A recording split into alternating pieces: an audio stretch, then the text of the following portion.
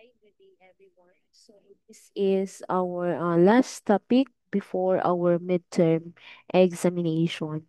So, welcome to Module 5, Other National Security Concern. So, for this lesson, we will be going to um, discuss the national security concern. We have the three major pillars of our national security.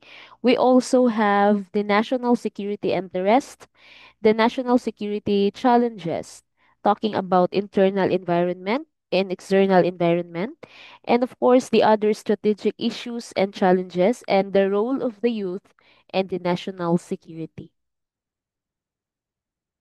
So we have here the lesson one, the national security concern.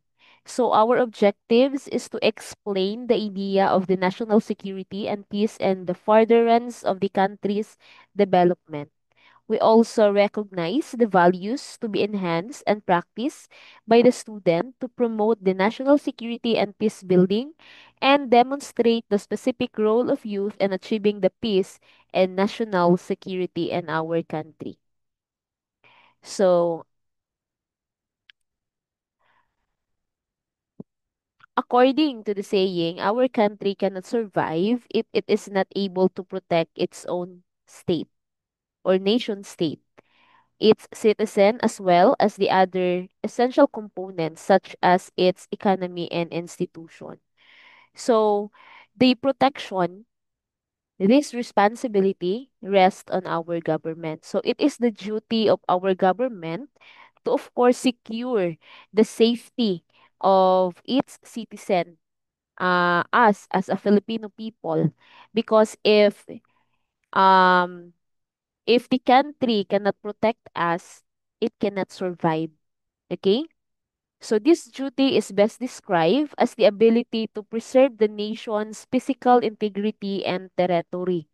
So the country will going to maintain its economic relation with the rest of the world on reasonable terms, and then to preserve its nature, institution, and governance from disruption from outside.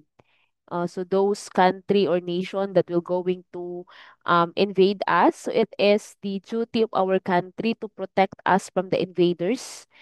And then it is also its duty to preserve our nature. That is why we all have that ano no, ano mga Republic Act for environmental purposes. And of course to control its border. So that is the duty of our country, our nation. Okay, this is that is why we have the diplomatic talk with other country, of course, to discuss the economic growth of our country, and to make friends with other country as well. So that is why no ang atong mga president kay kapag naatay bag-o nga president diri pumupunta talaga siya no sa ibang bansa to talk with other presidents. So they discuss how uh how they can help to develop our country. So that is the ano because the first thing is to secure its people. Masecure ta when it comes to economic, when it comes to the relation, no, good relationship nato sa ubang nasod, so masecure na siya nga dili ta pangawayon. It is because wala man tay kalaban-laban sa ilaha. Okay? So this is similar no to a family wherein the parents do everything to make their children, their house and other belonging and their property safe from outside threats such as the burglars, trespassers and other unwelcome guests. So if you're going to compare, it is ma-compare siya no sa isa ka family. If you want your family to be secure, 'di ba? Your home to be secure. Some people kung mag-ano sila no, mag-construct, they construct fence palibot sa ilahang balay to secure nga dili magsulod ang mga mananap, 'di ba? Dili makasulod dayon ang mga kawatan, and then when they go outside kanang they always they always make sure that their home is locked, 'di ba? Mga nga safety precaution. So pwede nato siya ma-compare ingon ana pod ang ginahimo sa ato ang government. While maintaining good relationship with neighbor sa atong mga neighbor country, we maintain our integrity. Okay? And then we make sure that this is our boundary. So kapag kapag naman talaga no kapag inaway naman tayo ng ibang bansa yung hindi dili tayo pwede nga kita maguna-una kay dili man ta equipped no with the with the what do you call this one, soldiers, guns, etc. Dili man jud ta equip pero kapag giaway ta at least ang ato ang Pilipinas, we have our soldiers no to defend us. Bahalang magkamatay, maka-defend man gyapon na sila sa atoa. So that is the duty no of the state is to make the citizen safe and then to make our economy safe. It is because kapag hindi tayo kayang protektahan ng ating state, hindi tayo makakasurvive or hindi nakakasurvive yung isang bansa. Okay? So we also have the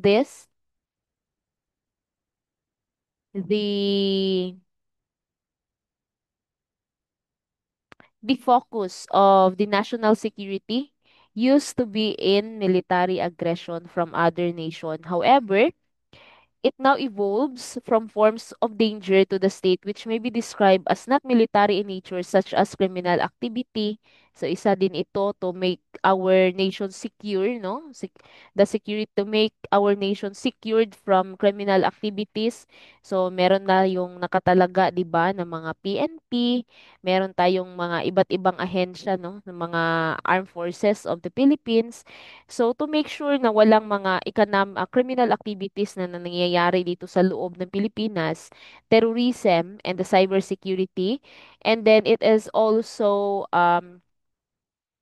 one of the focus of our national security is yung food natin. Make sure that all Filipino have their food on their table.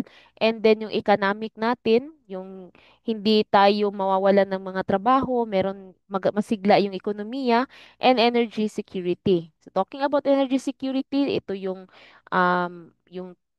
mga kuryente natin. Okay?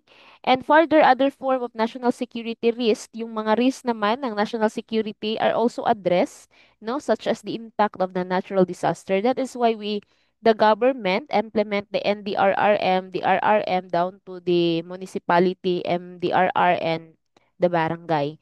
And then they also studied no the climate change because it will impact no na it has a connection to the natural disasters and proliferation of illegal drugs. So this is the time no when Digong have their plantukhang because he knows that illegal drugs is the root cause of our economic problem. So na-found out nila na okay, ang drugs man pala ang dahilan ng kahirapan. So that is why they fought against illegal drugs. Okay? So these are various means that the government uses to protect the state. So ito lang yung mga paraan ng ating government para maprotektahan yung state. When we talk about state, we're talking about people. Okay? So there are political, we also have economic and military capability. So diplomacy, however, is the usual path taken to reduce conflict, most especially from other states. So meron tayong tinatawag na yung mga diplomatic call. Pumupunta si president sa ibang bansa, nakikipagkita doon sa mga presidente ng iba't ibang bansa para makipagkaibigan, no? Hindi makipag-away. So, by doing such things, nababawasan yung conflict. Makareduce siya ng conflict. It is because, according to former President Rodrigo Duterte, he should be friend to all and enemy to none. Ayaw daw niyang makipag-away kahit kanino. Gusto lang niya is makipag-friend yung bansa natin sa iba because he knows that we don't have capabilities para makipag-away sa ibang bansa. It is because kapag nakipag-away tayo sa ibang bansa o kung tinuduon ta nila, isa raman jud ta ka anuhan nila no. Isa ka nuclear bomb nila mapanas din siguro ang Pilipinas sige ta kasukol. So dili ta pareha sa mga Israel nga mga nasod nga they are high-tech na sila when it comes to gera-gera. So kita wala pa tay mga ingon ana diri. So diplomacy is the key no, para maprotektahan yung ating state laban sa mga gustong makipag-away or gustong makipaggera sa atin.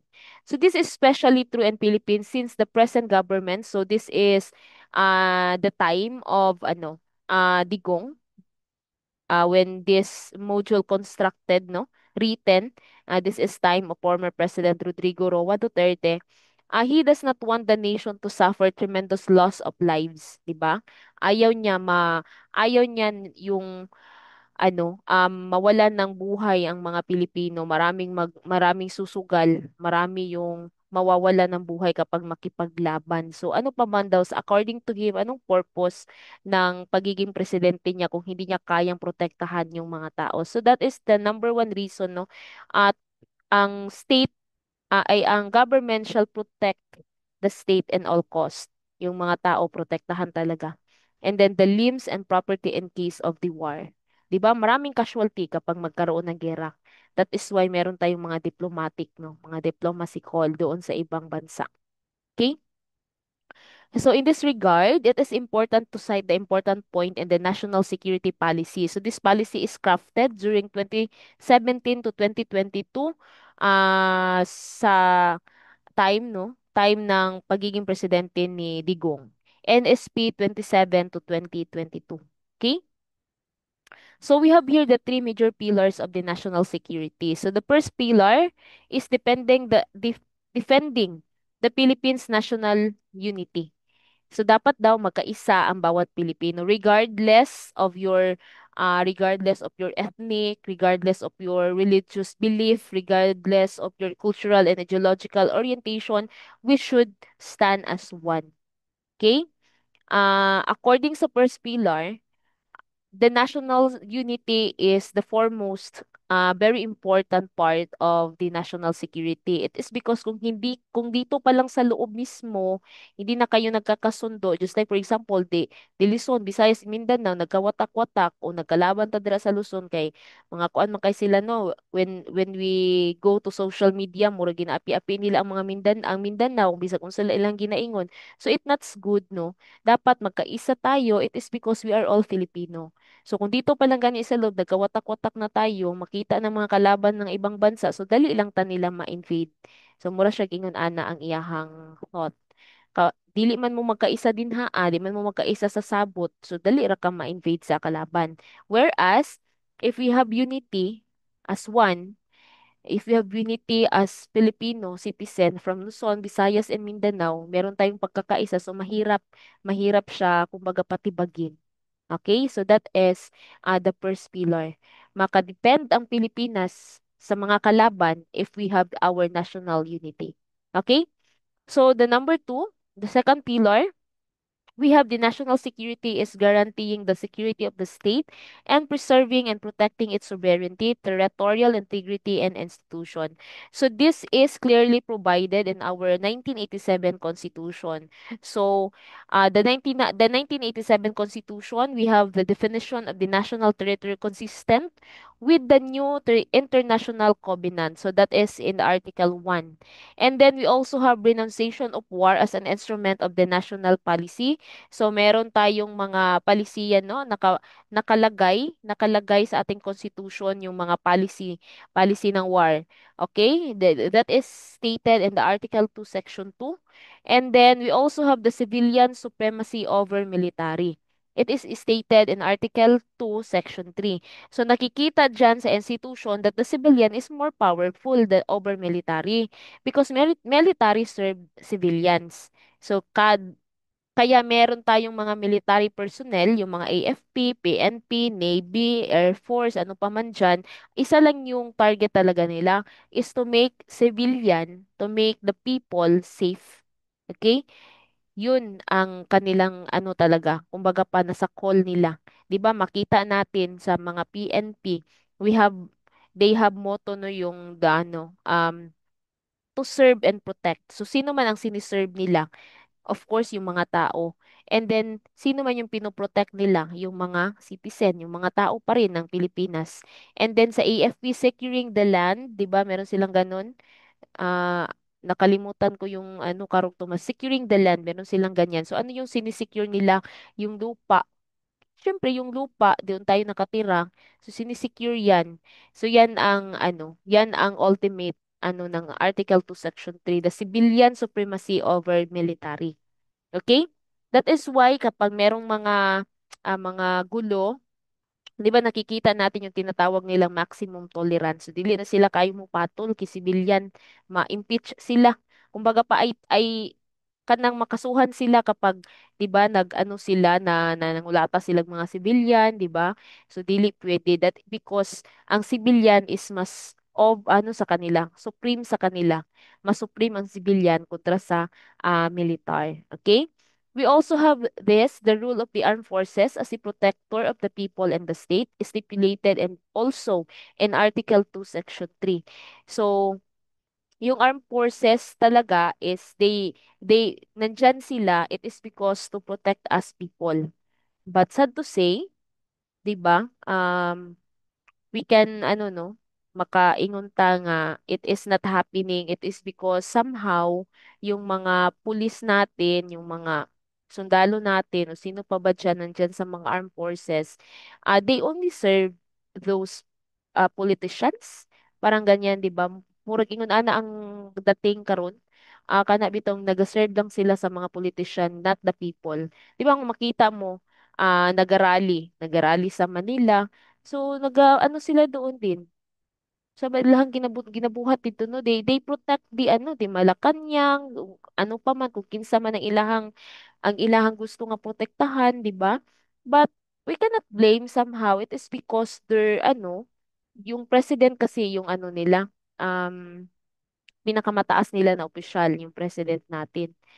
Pero somehow, makathink ka that, bakit parang bakit parang doon sila doon sila nagaprotect sa mga politician and not the people. 'Di ba may makikita man tayo na yung mga tao nasasaktan, o 'di ba nagadugo na din haa. So asan yung protection na sinasabi? So somehow no merong irregularities, 'di ba, when it comes to this. And then maintenance of peace and order. So sila yung nagmi-maintain ng peace and order, the protection of life, okay, liberty and property, and promotion of our general welfare. So talking about the property, just like for example, um, yung property mo is ginamit ng government, so to protect you, meron tayong tinatawag na just compensation, no? Binabayaran tayo ng government kung ano yung presyo ng lupa na ginamit ng government sa iyo, babayaran talaga yun siya sa ganun nga presyo.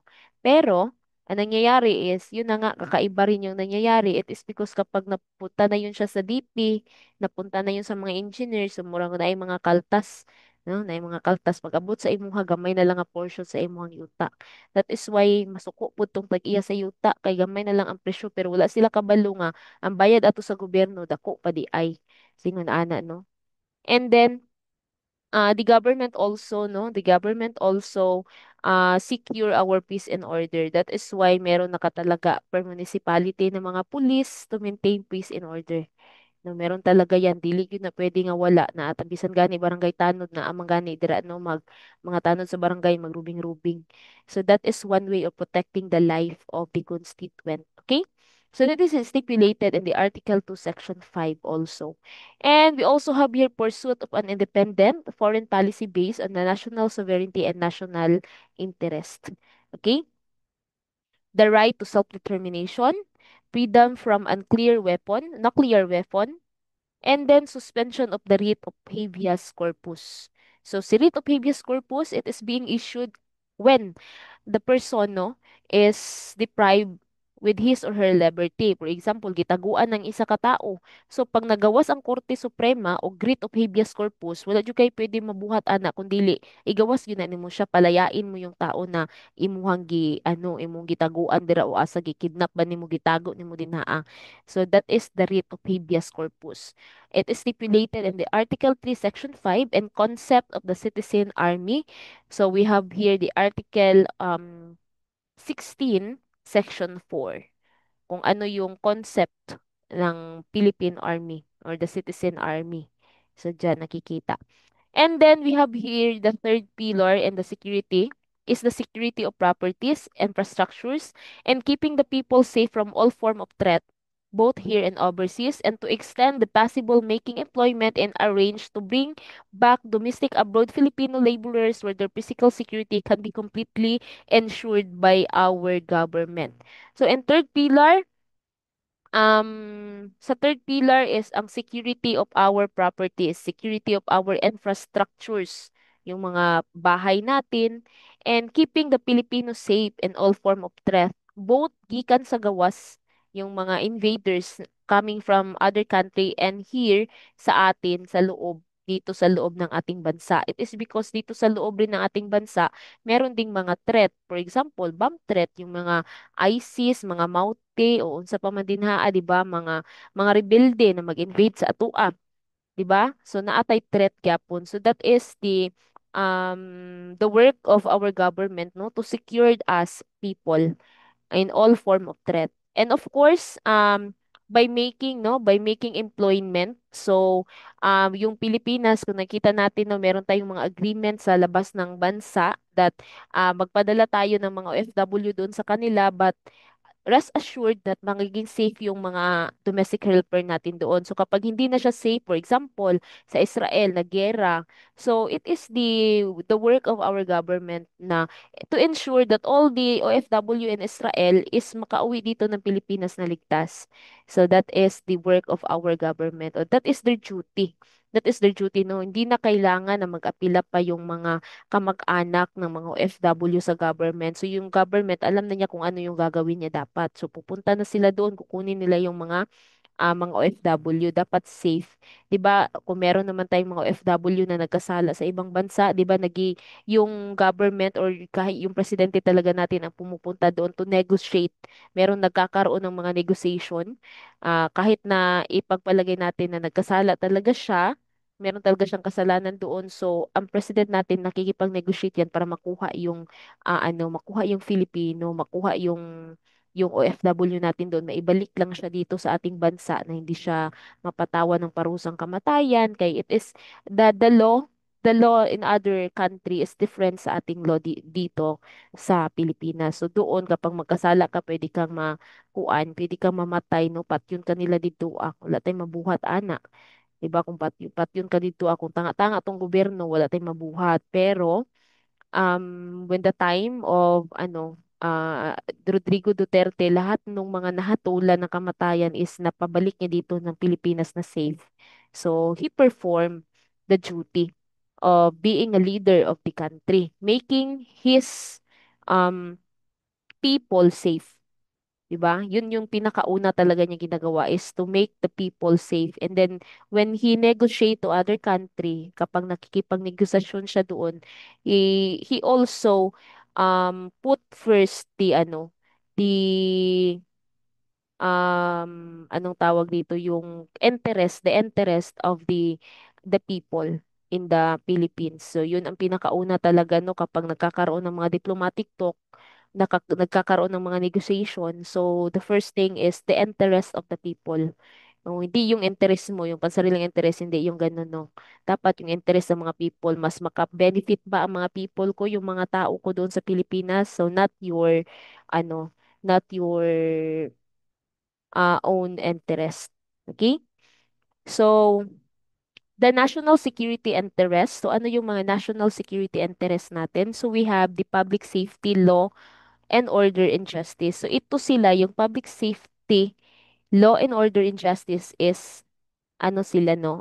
Kumbaga pa, meron silang connection sa isa't isa. Because public safety can be achieved only if we have the law and order. Okay? At pag meron tayong law and order, meron tayong justice. Kasi kapag wala tayong law and order, meron ba tayong public safety? So, wala. Wala tayong public safety. It is because wala man tayong law, wala tayong order. So, lahat ng gusto, for example, ng mga tao, gusto siya mangawat, o gusto siya mupatay. So, nasaan ang public safety doon? Pero kapag meron tayong law and order, alam mo na bawal, ay bawal man na yung mangawat. So, dili ta mangawat ani kay bawal man. 'Di ba? So that is the no. So meron tayong justice. Merong justice na makukuha. It is because kapag ikawatan ka Okay, nasabi mo, okay, wala akong safety, nakawatan ko, pero meron kang justice, makuha mo yung justice na para sa'yo. So the government seek to enhance its ability to execute the above mandate by strengthening the five pillars of criminal justice system. So we have the law enforcement, the court, of course, the prosecution, and the community. So si law enforcement, kapag in-enforce yung law, meron kang kasalanan, pwede ka kasuhan. So, papasok dito si court. Okay? And then, prosecution. I-prosecute ka sa court, tingnan kung yung mga ebidensya ay tama ba. So, yung mga ebidensya ay okay ba. So, if they found out that, okay, the evidence is strong, so pwede ka mapriso. So, makuha ni mo ang justice nga para sa imuha. Okay? So, that is the national security interest. And then we also have here the socio-political stability. So what is the socio-political stability? This is the condition where peace prevail even in diversity and where cooperation and support exists between the government and the people under an atmosphere of mutual respect and empathy, bound by a strong notion of nationhood and a sense of duty to respect the rule of law and serve the common good. See, socio-political stability is your relationship with your constituent. So when you are a government official, although your constituent kanang wala nagboto sa imuha, but then you should know how to deal with them. You should have good relationship with them. For example, na isilag tabang, maingon ka nga, ay, dili lang ko ano na ako natabangan kay o man ni butar sa kuang. So, dili po siya maayo. So, dapat, kung muhatag og tabang dito sa kuan, muhatag og tabang sa katong nibutar sa imuha, muhatag po kag tabang dito sa wala nibutar sa imuha. And of course, it is a mutual respect. So, as a citizen, if naa nay nakadaog din as politician, siya na ang nakalingkod, so we should show respect sa kung kinsa ang nakalingkod. Dira dili kay atong awayon. Okay? So that is mutual respect and empathy. So that is what we call the socio-political stability because if there is an harmony with with the sa nation, na harmony, so smooth sailing ang dagan. So dili maglisod ang isa ka politician nga mag-implement sa iyang gusto. It is because wala may magsamok-samok.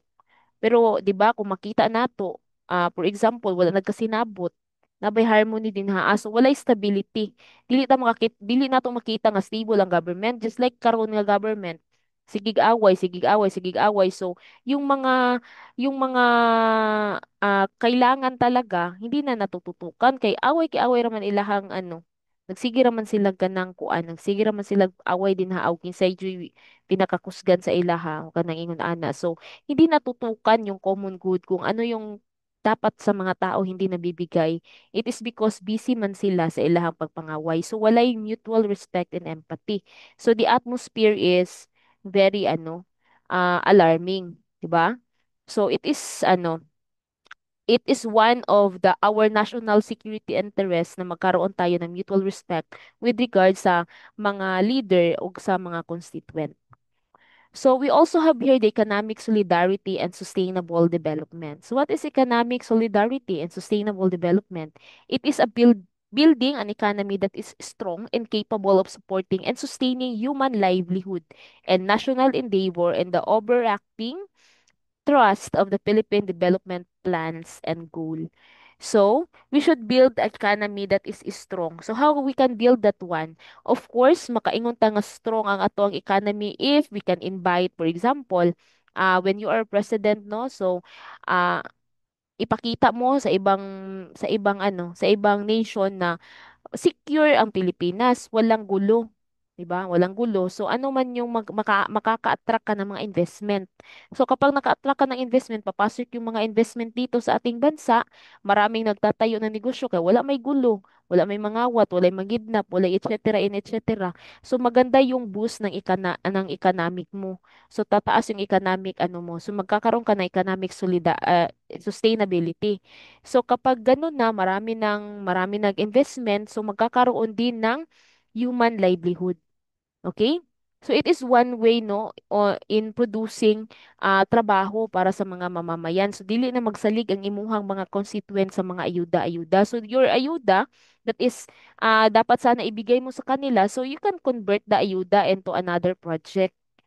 Okay, nakuha. So that is one way of economic solidarity and sustainable development. It is because when we talk about ayuda, it is not sustainable development. Walang sustainable development doon. Maubos man. 'Di ba? Pero kung bigyan mo ng trabaho yung mga tao, o meron kang income araw-araw. Meron tayong income na kumbaga pag ginapaabot ng sweldo. So, sustainable. Dili maglisod ang mga tao. So, you don't need to have ayuda permanente. So, yun talaga ang pinakauna, no? To build our economic. I-build natin yung economic natin. So, paano natin siya ma-build? Hindi natin siya ma-build kung gubota at the first place. Dili po nato siya ma-build kung daghan kay balita nga corrupt ning ato ang kaning atong nasod. Daghan kayog balita nga delikado kay dito kay ang ilang mga sundalo gatanga lang walay basta ka na maingon ana dili siya peaceful nga lugar. Daghan kayog mga rebelde, chuchu and chuchu. So, dili na to ma-build ang atong economic ana. So, it's better na magkaroon ng unity, secure ang ating land, may peace and order, 'di ba? May ganon, yung makikita mo talaga na yung batas gumagalaw talaga. We have justice in our country so we can attract the investors na magsulod diri. So kapag nagtukod sila business, matik na agin na sila i-hire nga mga empleyado. So we can support our people na magkaroon ng mga trabaho. Okay? So dili bitaw na daghan kay graduate niya walay trabaho, nagkatrabaho lagi pero mismatch sa iyahang nahuman. Tingon ana mo gud ang mga ano, that is why dili ta makakita nga naay mga dili ta makaingon nga ang atong economic is um develop kay murag malabo, murag ingon ana no. Pero somehow meron naman yung iba nakakapagtrabaho naman. So that is one way no on on becoming economic solidarity and sustainable development. And then number four, we have the territorial integrity. So territorial integrity, this is the condition to ensure that the territory of our country is intact and inviolable and under the effective control and jurisdiction of the Philippine government. Okay, for example, yung nangyayari sa Spratly Island, 'di ba?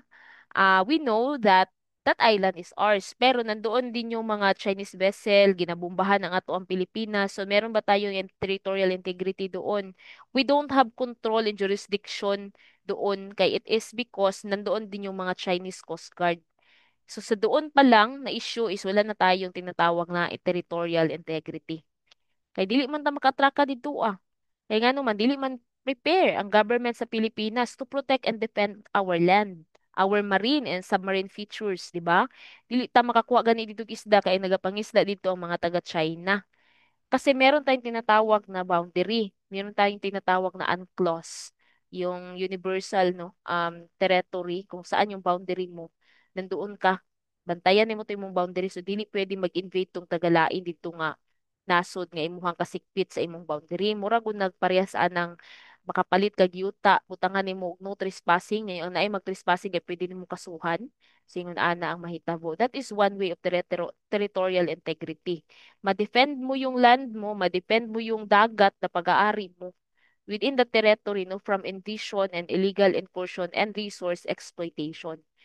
Sa kaso ng Pilipinas, wala tayong territorial integrity. It is because nandoon man yung mga Chinese, di man nato kaya pahawaon. Diba? Kaya ilaha man tong gikuan, ilaha man tong gikuha sa atua.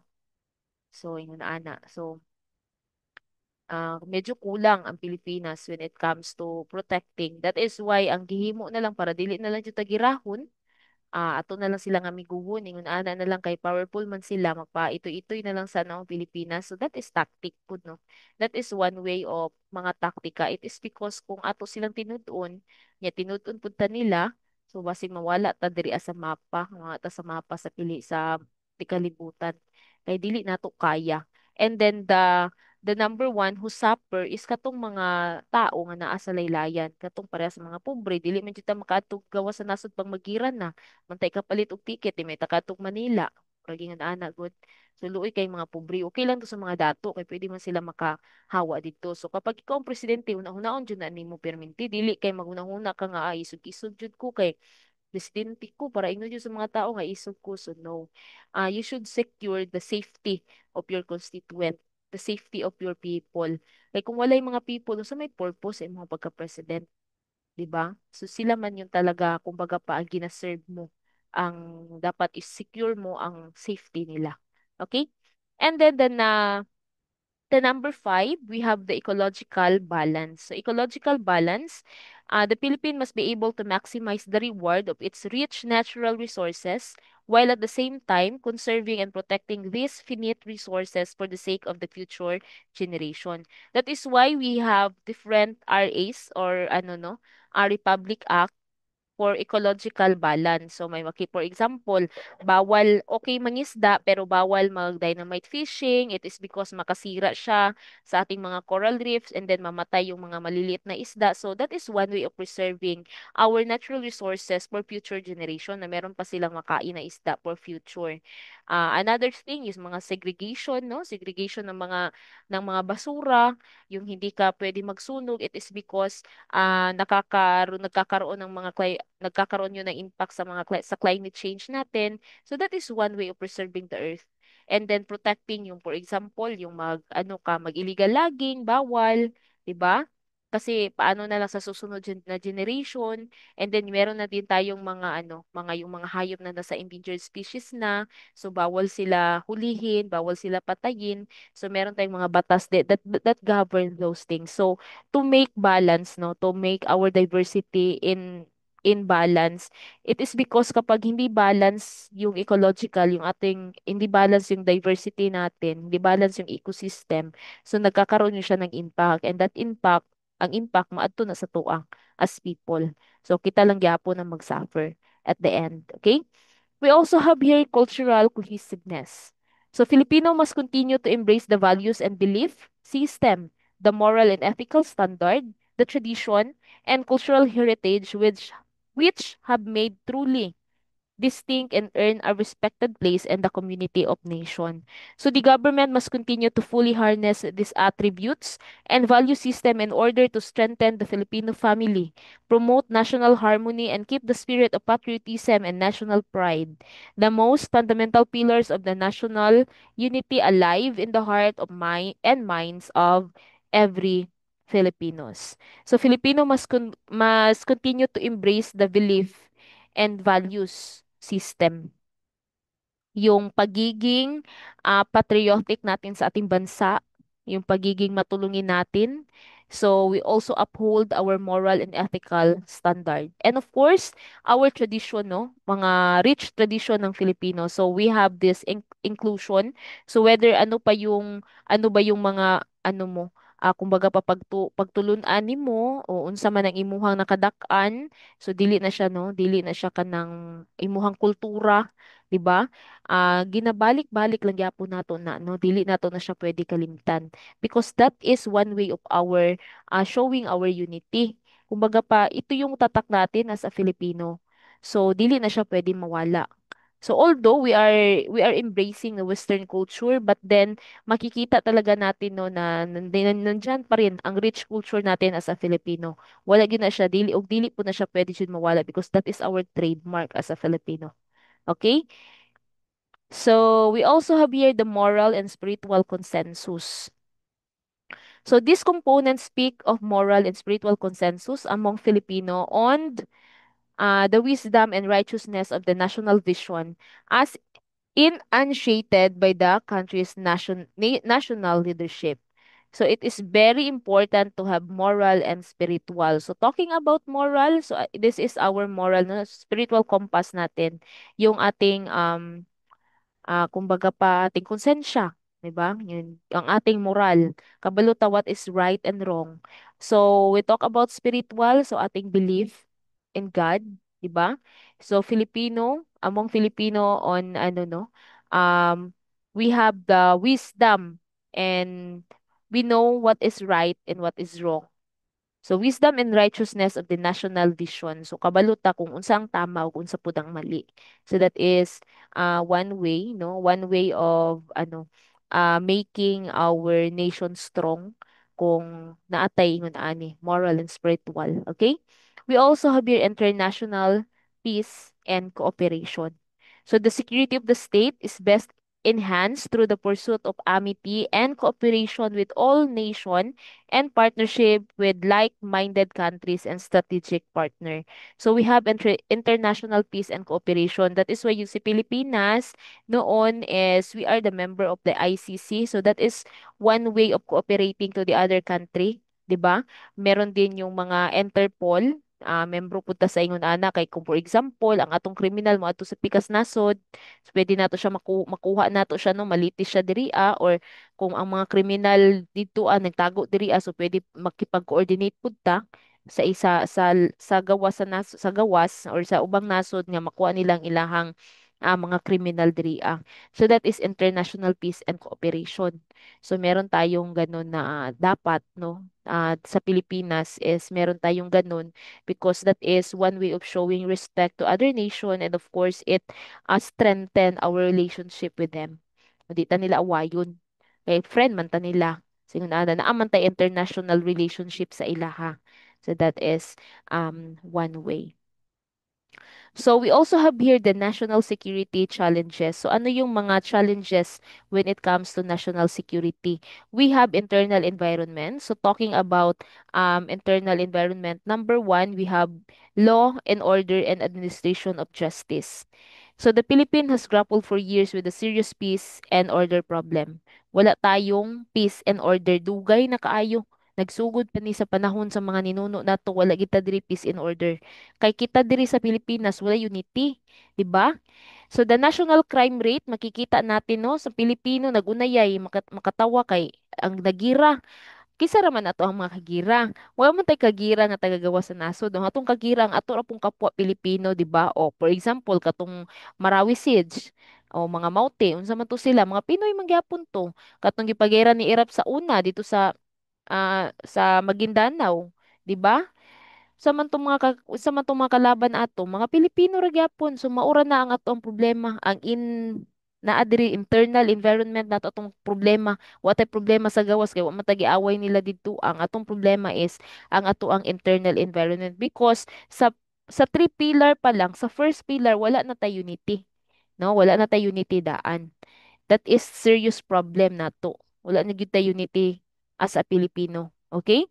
So, considered as one of the highest in Southeast and East Asia, has posed a significant difference to investment as well as constrained the country's overall development potential. Because of that, wala man tayong peace and order. That is why wala kayo nag-invest diri as sa tuwa kay mahadlok. Mahadlok kidnapon kay dahil daghan terorista sa kuan uy sa kanang unsay tawag ana sa Pilipinas. So mahadlok ta dito kay dili na ta mag-invest dito kay dili man safe kay wala sila peace and order. Okay? So that is the internal problem. So no, yun yung problema. So while the number of reported crime has been rising, the ability of police to solve crime has decreased. 'Di ba? Makita nato pag yung crime mataas, daghagi patay, daghagi pamusil, mahadlok biya taas person mo ingon ta hala delikado man kaayo oy, 'di ba? Walay na-solve nga kaso ang mga pulis. So, naga-decrease yung ability ng mga pulis natin to solve the crime. So, unsa man ang mahitabuan na. So, wala tayong law, wala tayong order, walang justice. Okay? So, the twin scourge of corruption and patronage politics plaguing law enforcement institution and government sectors as whole has made it extremely hard, if not impossible, to bring the crime rate down. So every now and then may naririnig tayo sa balita na gipatay, giluuban, gikawatan, nya gi-rape, giunsa pa man dinhaa, 'di ba? Singon ana. So clearly, ensuring public security and enforcing the rule of law is one of the key governance challenges confronting the Philippine government. So ito talaga yung challenges when you become a president. So yun yung challenge mo kung paano mo pababain yung crime rate. Okay? This has amplified the need to undertake crucial reform aimed to cleansing and strengthening the five pillars of the criminal justice system. Yung five pillars natin, yung law enforcement, yung court prosecution, correctional institution, and of course, the community. So, yun yung five pillars of criminal justice system natin. No? So, paano natin siya paganahin? So, yun yung pinaka-question. Paano man ito siya gagalaw, yung criminal justice system natin? Ano man, sa may pulos ani niya kung walay peace and order. Okay, ingon ana. So, when sa time no ni former President Rodrigo Duterte, so he pinpoint that the problem is on drugs. Yun yung sabi niya. Yun yung nagpapahirap daw sa bansa, 'di ba? According to him, yun yung nagpapahirap sa bansa, yung drugs. That is why he have a campaign yung Uplan Tukhang to ano to hangyo no hangyoon ang mga tao nga undangan na ng drugs, undangan na ang pagbaligya na kay daghang kay victim. Yung crime natin related siya lahat sa drugs. So yun yung gusto niyang mangyari. Pero yung 'di ba daghan po nangamatay kay na-educate yung extrajudicial killing pod mao po to'y problema dito no, daghan po daw ang nangamatay. Ug gi-claim nila nga gipatay sila without without criminal justice system. So wala daw yung law enforcement, wala yung korte, wala yung paglilitis sa kanila kung tunay ba sila na nagagamit at nagabaligya. So wala daw rin nag-function yung five pillars. Pero makikita naman natin na nagkaroon na din siya ng effect, ng magandang effect sa ekonomiya. It is because it attract investors nga mosulod na kay murag nahadlok man tong mga nahadlok biya tong mga mga adik, nahadlok tong mga kidnapper, mga terorista unsa pa man din when sa time ni Digong kay nakita nila ba nga murag maninuod man kay murag patyon man og ka magkaroon ka ng kasalanan o patyon ka o murag ingon ana. So medyo yung peace in order kay na-implement no murag may ganun. So ganyan talaga. um whether your intention is good, so in the eyes of the others, no, bad na nga intention kay dili biya wala gani unity, di ba no? Balik ta dito as a pillar, first pillar, wala unity, walang pagkakaisa. So kapag nag-implement ka ng ganito, it is because sa tingin mo ito yung tama, yung mga kritiko mo, ikritik ka. Ganyan, ganyan ang Philippine government. That is why wala improvement. Dili nimo makitaan og improvement, di ba? O nagka-unity pod, naapoy mga corruptions. So asa man ang improvement ana? So 'di ba nabandera na ta sa gawa sa nasod na that the Philippines is the very corrupt country. Mahadlok sila moadto diri mo invest, it is because known ta as a corrupt country. O ingon ana no. Lain kayo paminawon. So, that's it. So we also have here internal armed conflict. So ito na yung tinatawag natin nun, yung mga internal armed conflict. Dito lang man tayo magaling. Kay maura man atong kaya. So the Communist Rebellion, yung mga komunista natin, mga rebelde, being waged by the Communist Party of the Philippines and its armed wing. We have the New People's Army, NPA, yung maura ni Perminti ang ginaaway sa mga sundalo.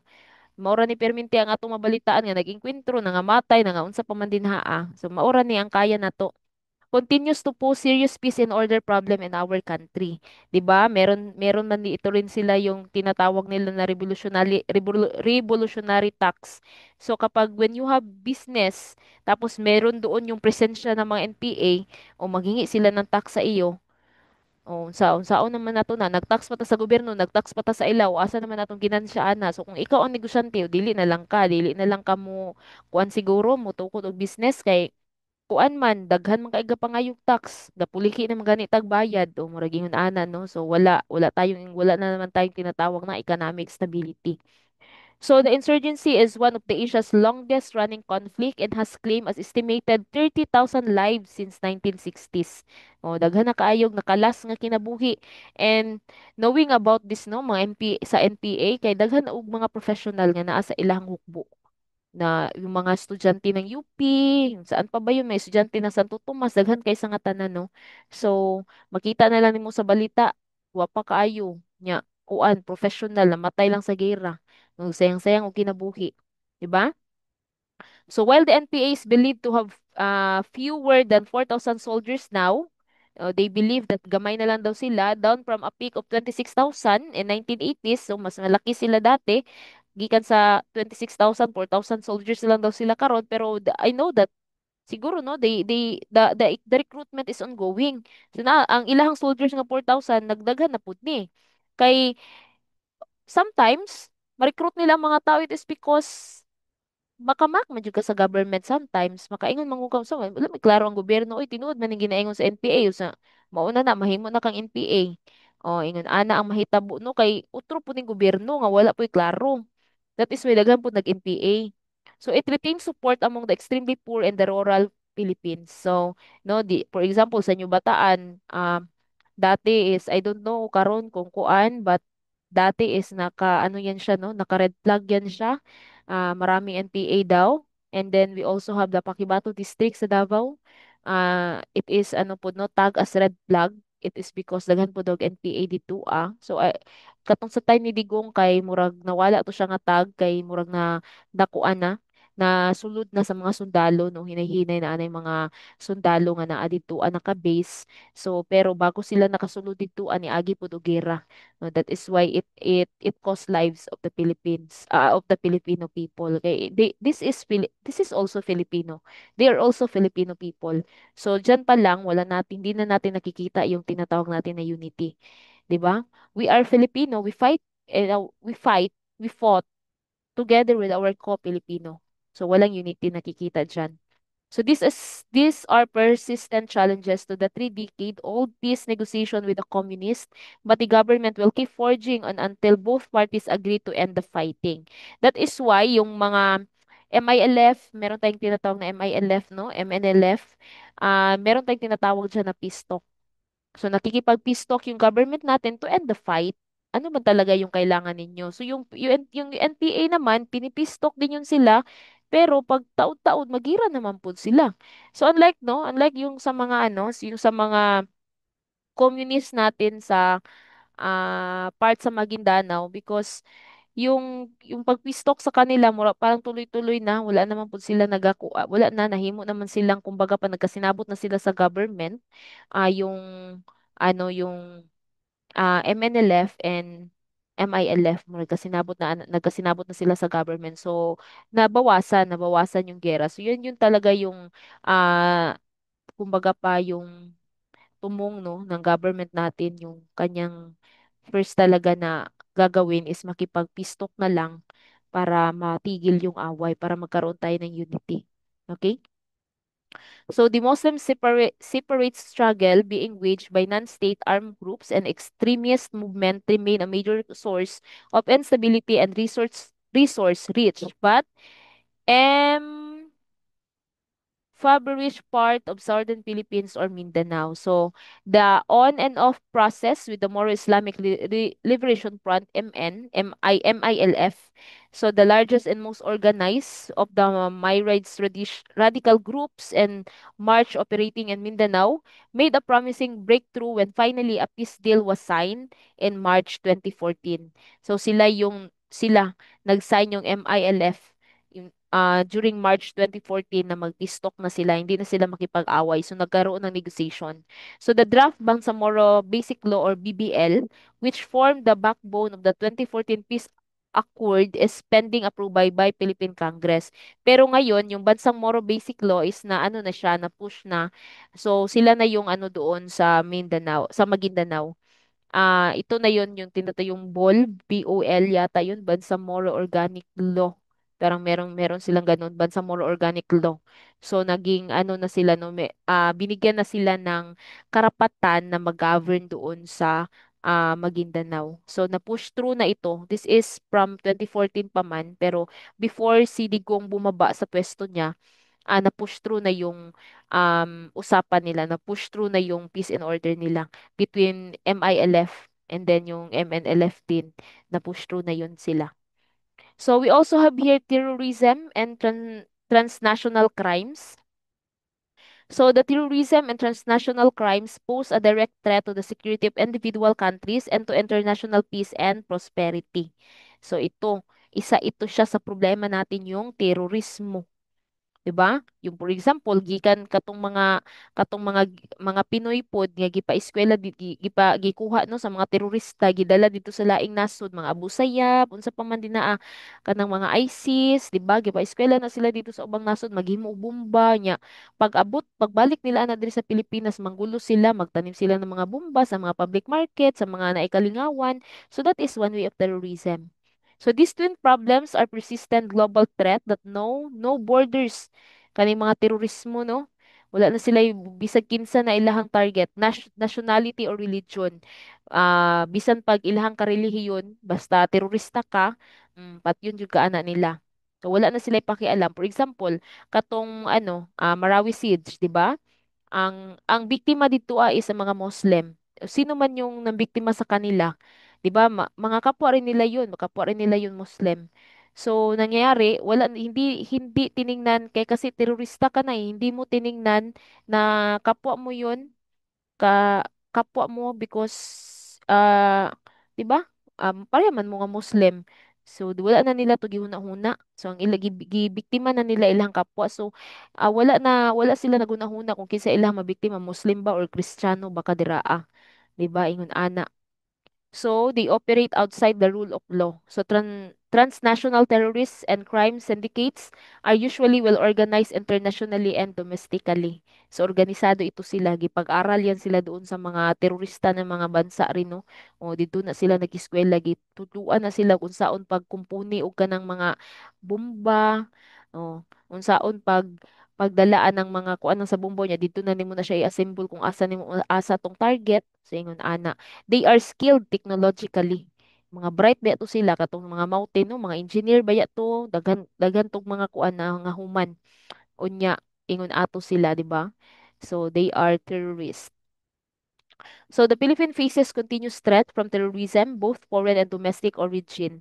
So we also have the Abu Sayyaf group remain as the foremost terror group actively inflicting severe political and economic disruption. Sila kani pong mga Abu Sayyaf po kuya po ni kay mupatay jud ni sila, di ba? O dili ka patyon sa pusil kay patyon ka atong kuan nila. Murag sundang nila something pugutan kanila ng ulo. So ano man ang mga target nila kahit sino kapag kabalo nila nga makakwarta sila ani o target na nila, target na kanila. So ingon ana siya ka delikado. The Abu Sayyaf Group is an extremist organization known for its bandit-like tactics and notorious for beheading and kidnap or ransom activities. So mao na ilahang trabaho magkidnap, na dili nimo matagaan og kwarta o beheading kanila, tanggalan kanilang ulo. Singon ana niya gina-video pag yun na nila o makahadlok jud kaayo ni sila nga mga terorista nga grupo. Okay, so that is mao ni siya ang mga internal conflict no na makahindrance sa ato ang economic development kay mahadlok pud nang mosulod nga mga kuan, mahadlok pud nang mosulod nga mga investor kay ay mga ingon ani bisag kinsa naman pud bisag ako di pud ko moadto og kabalo ko nga nay Abu Sayyaf, di ba? Ingon ana ang mahitabo. So makahindrance siya no sa development sa ating country. So we also have here problems of when we talk about transnational crimes. Ito yung mga problema no pag transnational crimes naman, this is the illegal transborder activity. So this is include the drug trafficking. Okay? Maligya og droga. Yung iba ginakaon nila ang droga mga mules and then gina-transport nila sa ibang sa lahi nga naso, di ba? Buti na unsa na nila pagkuha sa ilahang tiyan ang mga drugs kay para ma-carry lang nimo ang drugs ug imuhang i-take. Kauno nimo and then naka-mules lang siya hindi kwaon to no. Da ingon ana no drug trafficking ang tawag ana human trafficking of children, women, illegal migrants, and labor. So when we talk about human trafficking, so ito yung mga white slavery, ginabaligya nimo imong kapwa-tao, ginabaligya nimo as slave or ginabaligya ba nimo as sex object kana human trafficking ang tawag ana. So yung mga vulnerable group pa rin yung naapektuhan, for example yung mga children, 'di ba? Ginapahubo online niya ibaligya ang mga pictures sa katupong mga manyak ng mga tagagawa, something like that. So that is transnational crimes, okay? That is the transnational crimes. And then we also have illegal fishing. We also arms smuggling, no? Katong mga pusil nga mga dili lisensyado nga ginabaligya. And then money laundering o pangingikil ng pera, mga scam. So mao na siya ang mga money laundering. So that is the transnational crimes. So ito yung mga threat sa ating national security. Wala tayong tinatawag na 100% national security kasi we have this one. Ito yung mga threat. Okay? So the Philippines' southern maritime borders, which are shared with its ASEAN neighbors, are also areas of concern due to the prevalence of high sea piracy, mga pirata, and other related criminal activities. So, 'di ba yung mga ano natin, yung mga seaman natin, naga-transport yan sila ng mga goods. Kung nakakita ko sa ilang TikTok post that pag naay mo kanang kumusabay sa ilaha nga mga sakyanan kay ginabumbahan nila tubig kay kabalo sila nga mga pirata na siya, di ba? Patyo na sila dito ah. So mao nang ginatawag no sea piracy, mga pirata po mga kumbaga pa mga holdupper nga naa sa dagat. So ingon ana ang mahitabo no. So, a systematic nature of terrorism and transnational crime requires the national government to continuously review and update the current strategies and to develop an integrated approach involving concerned law enforcement agency of the government. So, makita natin kapag mataas yung crime, mataas yung ganito na mga problema, so it's the time of the government no to make another strategy kay basig ang ilahang strategy nga gigamit sa una kay dili na siya useful karon nga strategy kay naga-evolve ba yata ningon ana no naga ka high tech na ay mga ang strategy sa una nga pwede pa dili na siya pwede karon nga strategy. So that is one way no the government should update its strategy, its approach on how to deal with this crimes. Okay, so the Philippines must strengthen and enhance already existing operation with international partner while seeking to develop new ones in these regards. So we also have here the economic and social threat. So ano man yung economic and social threat. So poverty remains pervasive and it's not expected to change significantly in the near future. So ito yung threat natin no, yung poverty, kahirapan. So wala imbis nga mo decline mo di taas pa hinuon mas naglisod pa hinuon ang mga Filipino. So as the population continue to grow, more Filipinos are expected to join the rank of the poor so long as the poverty rate remains largely unchanged. Hindi ito nasolusyonan. Daghan kaayong mga politician that they run because of they want to end poverty. But when they sit in their in their throne, poverty remains, di ba? Wala may nabago, nadagdagan pa hinuon. Singon ana ang nahitabo. So that is economic and social threat. So different level of economic and social development along with demographic pressures cause hunger and malnutrition. 'Di ba sa Manila daghan kay tang makita ningon ani nagutom, mga malnourished nga mga bata, homelessness, walay mga balay dito ra natulog sa ilalim sa tulay, unsa pa man dinhaan no. Sinon ana kalisod dito ah. And larger migration of people from rural to urban areas. So kita po diri sa rural area, gusto po ta moadto urban area kay nagpait naman ni diri sa inyo bata mo adto kog Manila kay manrabaho. Diba yung ana ang mindset sa Pinoy? So yun ana ang ilahang mindset. So ang nahitabo, nagpahit og samot dito kay mahal biya dito. Ngayon ana. So demographic migration, when we talk about demographic migration, no, it is the additional to the social problem and the growth of crime can lead to increased instability and insecurity. Kasi meron man tinatawag na migration yung galing ka ng rural gikan for example rural man ang yung bataan nya mo ato kag Manila dito ka manrabaho nya nagkaminaminyo ka dito nagkaanak ka dito ni samot ka pobre singon ana no mauna siya in addition na siya sa poverty mao na ginatawag nga demographic migration gikan ka sa isa kan lugar nag-migrate ka dito kay abi nimo magipagsapalaran ka so ang rate lang yun sa mga nagsucceed sa ilang kinabuhi 100 kung sa 100 na alang yun siguro 10 dira nga nag-succeed 90% 90 ang 90 ana kay wala nag-succeed silang kinabuhi nakadugang siya dito as a poverty. Okay, so we also have here infectious disease are also on the rise, particularly the human immunodeficiency virus or yung tinatawag nating HIV. Oh, magkaroon ka ng HIV, it is because hindi ka kontento sa iyong partner. Nag-exchange of partners ka, wala ka kabalo kuan kanang gi-AIDS di ay to siya na dito HIV, acquired immunodeficiency syndrome or katong AIDS nga ginatawag nato. So nakakabaluan na niya ikaw pud nga naka-acquire na kaana nakipag kuan na pud ka sa lain nga babae or lalaki so natakdan siya mutakod man eh, and then natakdan na pud tong isa kay siya na pud ano na pud ito so kumalat. So that is social threat. So further, the country as well as the rest of the world is currently battling with the coronavirus, no? Itong yung COVID-19 pandemic. So this has caused tremendous impact, both the loss of human lives and the economy, the effect of which is catastrophic.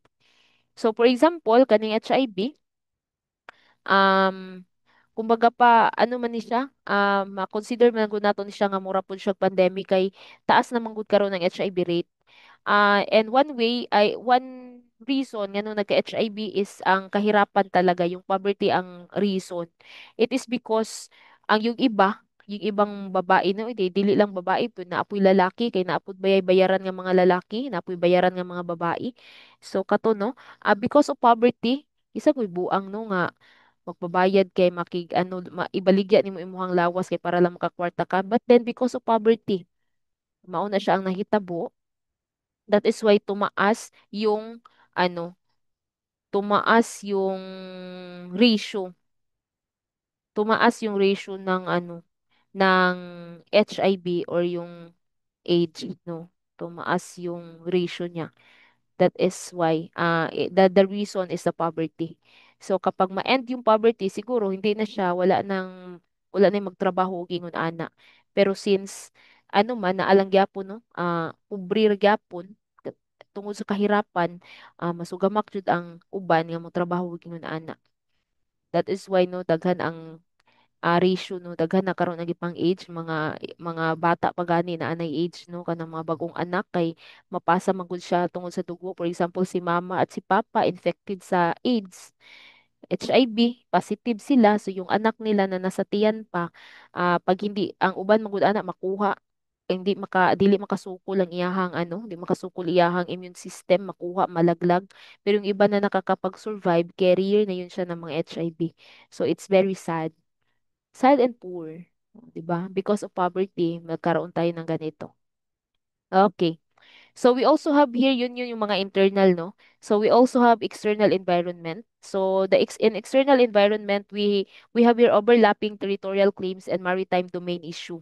So ito yung issue ng boundary natin. Ito yung mga issue ng Pilipinas at ng China, for example. So the country needs to address the dispute concerning maritime boundaries as they affect the complex range of the national security concern as well as threaten the regional peace and stability. So the Philippines must ensure good order within its sea boundaries and develop appropriate maritime awareness and response force capability to address the presence of hostile forces at sea, yung mga pirata, mga terorista, traffickers, illegal fishers, and other environmental transgressors. Okay?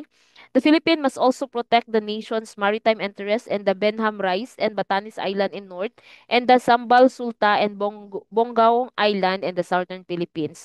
So we have here the West Philippine Sea, no? May yung WPS natin, yun talaga yung challenges. It challenged the Philippine sovereignty. Wala man tay problema dito sa Benham Rise, Batanes Island, murag wala may naga-invade dito ah. Ang atoa dring problema is ang West Philippine Sea. So it challenged the Philippine sovereignty and territorial integrity. So in July 2016, the Philippines won a key victory with the arbitral tribunal ruled that the Philippines has inclusive sovereignty rights over the West Philippine Sea or the South China Sea.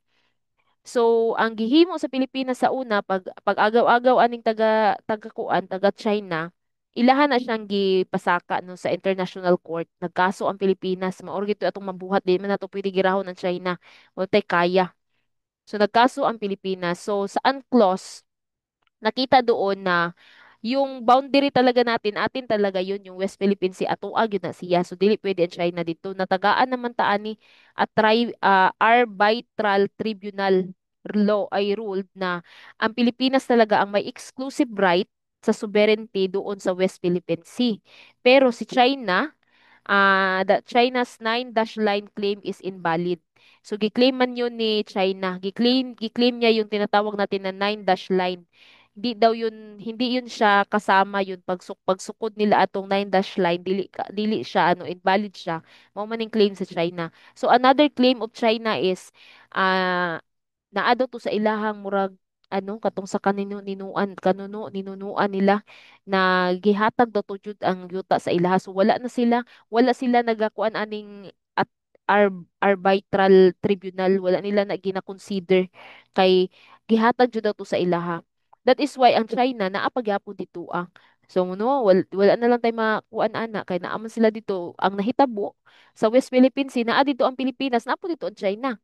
Nagtuyok-tuyok sila dito, nagsige sila bombahanay og tubig. So ang bomba sa tubig sa Pilipinas, hinay man kaayo niya sa China kusog. Singon ana ang nahitabo. So the Philippines will tread with prudence on these conflicts and delicate issue and will carefully calibrate its diplomatic moves to avert the costly consequence of any potential outbreak of armed confrontation in the disputed sea region. So diplomatic lang jud ang move sa Pilipinas. Di jud ta pwede mangaway kay wala gitay kaya. So mao gid tong gihimo sa Pilipinas no, gidaan sa diplomasya. Okay? So we also have here the global and regional geopolitical issues. So in addition to the West Philippine Sea issue, there are other inter and intrastate flashpoint of immediate concern to the Philippines. So these include the intensifying conflict in the Middle East and Africa, the MENA region, persisting tension in the Korea Peninsula, unresolved territorial dispute in the North East and Southeast Asia, unsettled Sabah issue, the China-Taiwan conflict, and other power rivalries where the hegemony of the United States is contested and threatened. So they also have katong sa Russia, no? Russia ilang katong kalaban gyapon nila ang ng NATO, 'di ba?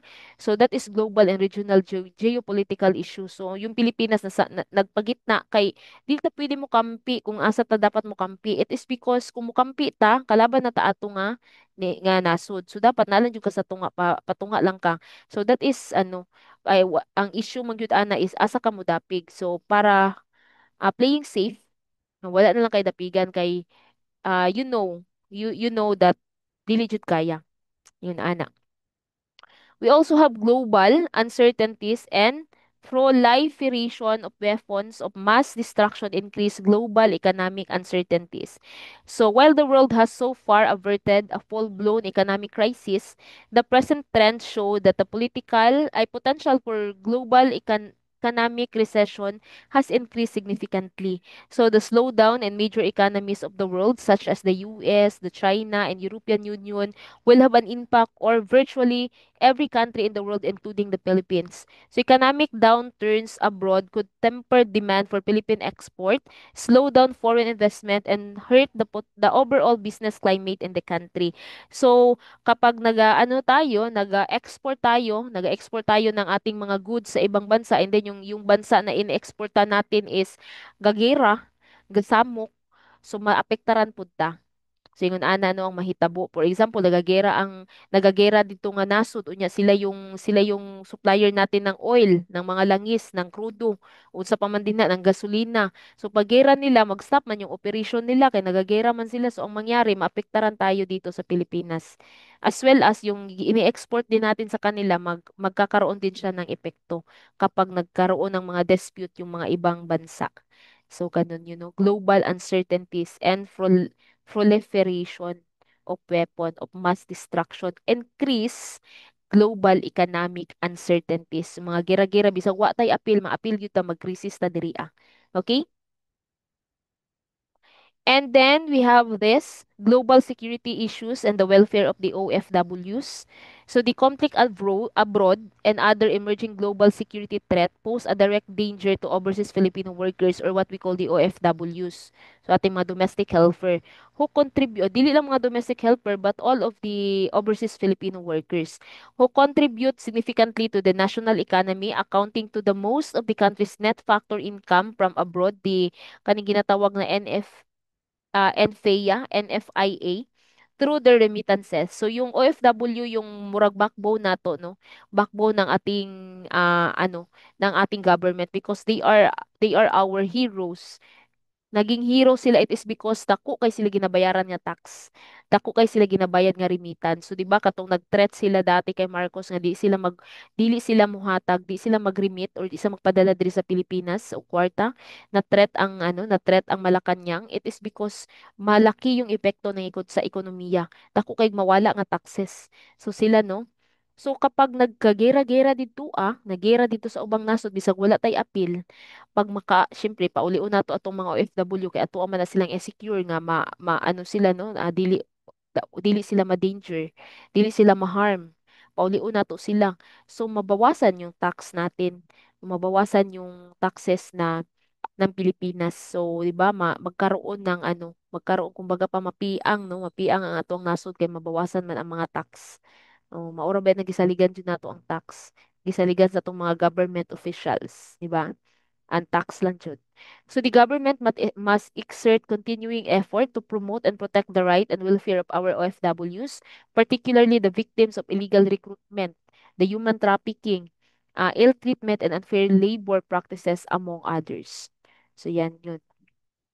And then we have this proliferation of weapons of mass destruction. So the rapid technological advancement and greater access to scientific knowledge are changing the face of the world in unimagined ways. So the scientific because of the ano no because of the kana bitawng emerging trend no atong pagka-high-tech nag-high-tech ang kalibutan no scientific and technological breakthrough are creating wealth and progress everywhere, but are also spawning new and increasing dangerous trigger to global insecurity. So tungod kay nagka-high-tech na, tungod sa technology, because of technology, although it can help us, people, malesen ang ato ang mga work because of technology, but then because of nagka-high-tech na, ginagamit naman po siya sa gera. So nahimo na siyang mass destruction, no? The weapon of mass destruction na siya. Kay, for example, wala na siya, kumbaga pa battleground kung makigera sila pwede na nila pinduton and then mubuto na dayon ng isa ka nasod or something like that because it is because of technology. So it can danger no it can trigger for global insecurity. For example, insecure gyud ang Pilipinas ani dili gyud ta secured ani naa gyud ta ginatawag na insecurity because dili kaya nato makigsabay dito sa ka-high-tech sa ubang nasod. That is why dili nato kaya makig-away sa ila. So ang atong ginahimo makigdiplomat na lang ta kay dili nato kaya. So among the most serious of this threat is the proliferation of weapon of mass destruction or the WMDS, which has come to occupy the center stage in international politics. So WMDS are classified into three major types. We have the nuclear weapon. Wala tay nuclear weapon diri ang ubang nasud naa ni sila. The chemical warfare agent and biological warfare agent. So wala tayong mga ganito. Sila meron. That is why we cannot compete them. Dili nato sila kaya kumpintensyahan. Maghilom-hilom na lang ta kay ang uban pag makabalo na sila na clear weapon dira so ano no mahadlok ang isa ka nasod. That is why they also develop their own nuclear weapon. Yung kita wala gyud na develop diri although we have the scientists no na asa to ang pinaka bright sa tanan ay mga Pilipino mga bright ba ano ang uban gani ani no, ang nagahimo ani is mga Pinoy pud dito sa gawas sa nasod pero dili magud kaya suportaan sa atong government. That is why dito sila nanrabaho and then they are one na nagahimo pud ingon ani. So we also have here the other strategic issues and challenges. We have the rising threat of the cybercrime. So alam naman natin ito no. Karon daghan na kayog scam. So, credit card fraud, we have ATM theft, call center scams, and other computer or web-based form of deception schemes, and identify thieves have become increasingly rampant in Asia. So not just in Asia but also here ay because we are part of Asia no. Pero number one yung siguro ang Pilipinas ani kaning rising threat of cybercrime no. Daghan kayong hackers no. Hawod kay ang Pilipinas ani. Daghan kayong ma-scam. Oh, tungod na siya sa technology no. So to meet these rapidly evolving security challenges in the cyberspace, the Philippines must first and foremost develop the nation's cyber capabilities. Although naa na ta no katong ginarehistro ang SIM pero nagkadagan hinuon ang na-scam ato tong pagrehistro sa SIM. O I don't know unsa pa man ang mga ginabuhat nga lakang sa Pilipinas to stop this cybercrime. So noted that one of the most serious weaknesses of the Philippines is the low number of practicing cybersecurity professionals. Okay, the state must enhance and expand its pool of information and communication technology. So yung mga ICT expert natin, so dapat laanan sila rin ng budget, especially in the law enforcement and security sectors, in order to equipped the government with the necessary skills, know how to prep and combat the cyber-based crimes. Collaboratively effort with the academe and the business community should be part of the national campaign. So dapat talaga iskilado ta. Iskilado no na atay ang ato ang agency or kanang cybercrime agency nato kay dapat iskilado sila that they can trace kung kinsa man ang nangi-scam kay ang hitabo man gud ipa-report lang kung kinsa nangi-scam sa imo ang ending wala na solve ang kaso. So ingon ana no. So kulang pa yung effort ng government natin. So we also have the climate change, isa rin ito. Specific studies show that the Philippines is highly vulnerable to the effect of the climate change. In its most recent assessment, the Intergovernmental Panel for Climate Change stressed that the rising global temperature has already impacted on the climate threshold of the Earth. So for example, yung mga typhoon na nangyayari, no, meron tayong mga disastrous tropical cyclone or mga typhoon with an average of 22 typhoon per year. So meron din tayo no minsan nagchi-change yung climate kay bisag ting-init na himong ting-ulan, ang ting-ulan na himong ting-init. O ingon ana ang mahitabo no. So according to the 2015 study funded by the US Agency for International Development, every single major city in the Philippines is expected to face some sort of water shortage by 2025. So that is one way, yan yung climate change na nangyayari. So ano yung role of youth in the national security? So meron ba tayong role? So the importance of the participation of the youth in all aspects of the national development is clearly articulated in the 1987 Philippine Constitution. So it is stipulated, the role of the youth is stipulated in the 1987 Constitution, where it is stated that the state re- recognize the vital role of the youth in nation building and shall promote and protect their physical, moral, intellectual, and social well-being. Okay, it is because no, it is anchored sa gipang-ingon ni Rizal that kabataan is ang pag-asa ng bayan. No, yan yun. Yun yung pinagkukunan ng hugot ng 1987 Constitution. So the specific provision is the foundation of the reciprocal relationship between the youth and the government. So that is why dapat talaga i-educate natin yun, yung mga kabataan, educate mo. That is why naaning NSTP subject to, for you to know what is your role. Anong role natin sa mga nangyayari sa paligid. No, ganun. So while the government does its best to protect and promote the welfare of the youth through its various program and law focus on the young Filipinos, it is also expected that the young people should also give back to the government their support and fidelity. So it is expected that you should give back sa government. So dili lang kay magsigira mo og gawat sa government. It's like for example, a government support your studies. It is because you already have your free tuition fee in college which sa una wala na siya. So unsa man ang inyuhang himuon? So dapat no naapod tay ihatag sa government. It is dili siya pwede pod nga kumbaga pa ang relationship is ano mutualism lang yung relationship natin, hindi yung ano you benefited but the government is not benefited on you. Instead nga kanang nag-build ka og youth nga makatabang kay nahimo na hinuon siyang problema.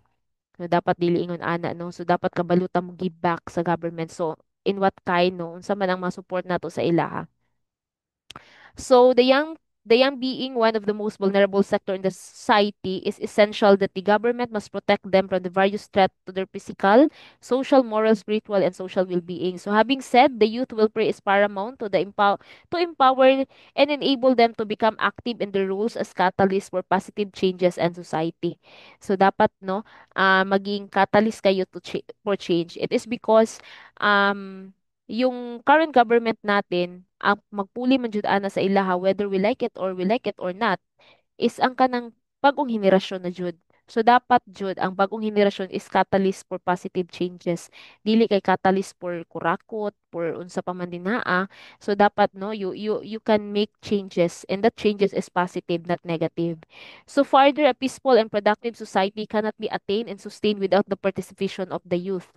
Hence, there is need for the young people to be instilled with the spirit of patriotism and nationalism.